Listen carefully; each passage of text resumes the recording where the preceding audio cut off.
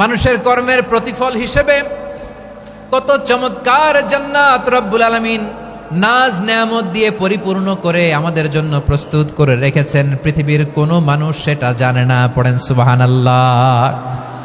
এটা যে কত সুন্দর, আমাদের আমলের প্রতিদান হিসেবে কত চমৎকার, fantastic, eye catching, fabulous paradise তিনি আমাদের জন্য রেডি করে রেখেছেন। এটা কেউ জানেই না, কল্পনাতেও আনতে পারে না।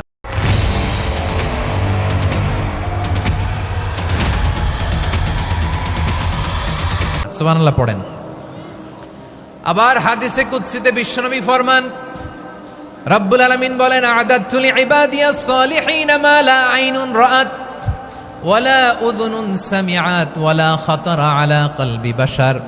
আল্লাহ বলেন, আমার নেককার বান্দাদের জন্য এমন চমৎকার জান্নাত আমি রেডি করে রেখেছি, মা লা আইনুন রাআত, কোন চোখ সে জান্নাতকে দেখে নাই, ওয়ালা উযুনুন সামিআত, কোন কর্ণকুহর সেই জান্নাতের আওয়াজ শোনে নাই, ওয়ালা খাতারা আলা কলবি বাশার, মানুষ কল্পনাতেও জান্নাতের ছবি আঁকতে পারে না।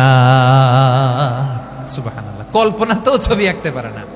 পৃথিবীর যত বিখ্যাত বিখ্যাত ডিজাইনাররা আছে, সবাইকে একসাথে বসিয়ে যদি আমরা বলি জান্নাতে যে চেয়ারের মধ্যে আমরা বসবো, এই চেয়ারের একটা ডিজাইন করেন তো, কোটি কোটি ডিজাইনকে একসাথে করা হলেও জান্নাতের একটা চেয়ারের ডিজাইন হবে? প্রিয় সিলেট, আওয়াজ করে বলো, জান্নাতের একটা চেয়ারের ডিজাইন তারা করতে পারবে না? কেমন জান্নাতে আমরা যাব? বিশ্বনবী